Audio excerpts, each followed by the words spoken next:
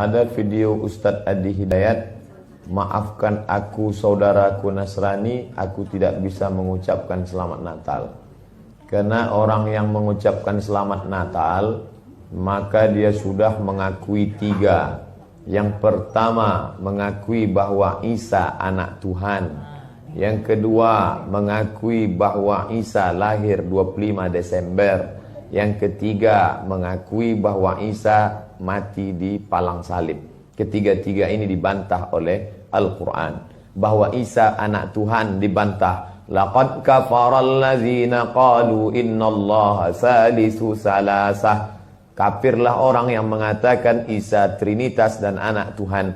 Tentang Nabi Isa lahir tanggal 25 Desember dibantah. Ketika Maryam memegang Isa, tidak ada makanan karena terlahir di tepian kota. Allah memerintahkan menggoncang pangkal batang pohon korma. Tusakit alaiki rutaban jania, gugur buah korma yang mengkal. Buah korma mengkal ada pada musim panas bulan Juli Agustus. Ketika Isa lahir, kambing-kambing sedang digembalakan di padang rumput. Sedangkan bulan 12 rumput tidak tumbuh karena tertutup salju. Maka 25 Desember bukan hari kelahiran Isa, tapi hari raya merayakan Dewa Mitra, Dewa Matahari, yang diambil oleh Kaisar Konstantin dari Konstantinopel. Lalu kemudian tentang Isa mati di palang salib dibantah Al-Quran. Wa ma qataluhu, mereka tidak membunuhnya. Wa ma salabuhu, mereka tidak menyalibnya. Walakin syubbihalahum, ada orang lain yang diserupakan wajahnya dengan Isa. Dialah Yudas Iskariot, murid Isa yang menjual imannya dengan beberapa keping uang emas.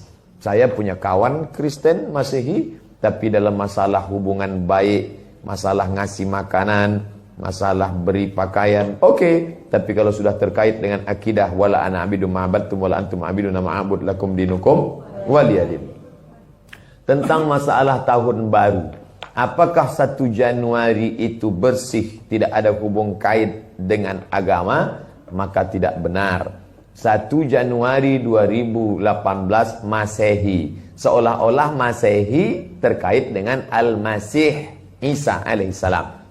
Itu kalender dibuat oleh Kaisar Julian dari Romawi kuno. Kaisar Julian membuat kalender, maka dibuat nama dia Kaisar Julian, maka disebut Julian kalender. Lalu kemudian Julian kalender dibawa ke Vatikan, dirobah oleh Kaisar Raja Pendeta Paus Vatikan bernama Paus Gregorius. Maka sampai sekarang disebut dia dengan Gregorian kalender.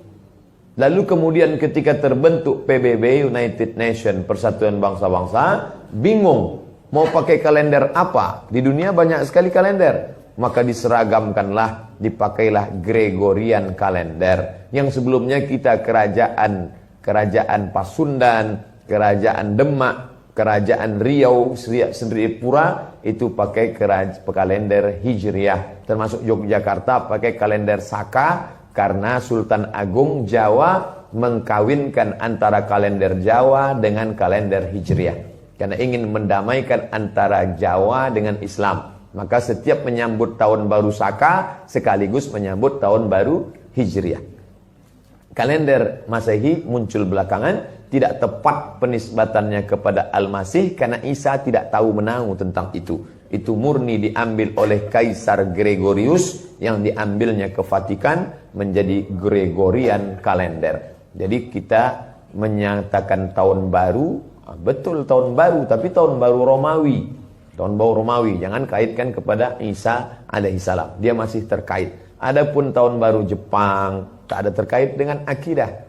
Nah ini tahun kalender yang baru.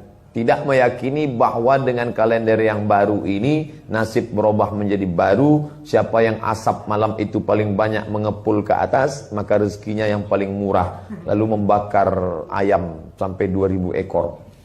Nah, oleh sebab itu saya anjurkan anak-anak muda, remaja-remaja masjid, tanggal 31 malam tanggal 1, setiap masjid semuanya buat kajian, iktikaf, zikir, muhasabah, supaya jangan keluyuran ke sana kemari. Hanya 2 saja. Anak-anak muda pergi ke masjid mulai jam 10, jam 11, jam 12, jam 1, jam 2, atau habis isya tidur. Saya nggak bisa tidur Pak Ustadz. Biasa malam kalau nggak bisa tidur, habis isya makan Antimo 2. Nguap tidur langsung. Itu saja. Adapun nanti Ustadz malam tahun baru apakah buat muhasabah di masjid? Enggak. Saya berangkat 28, 29 umroh, maka tahun baru di Madinah. Tahun lalu juga begitu. Tapi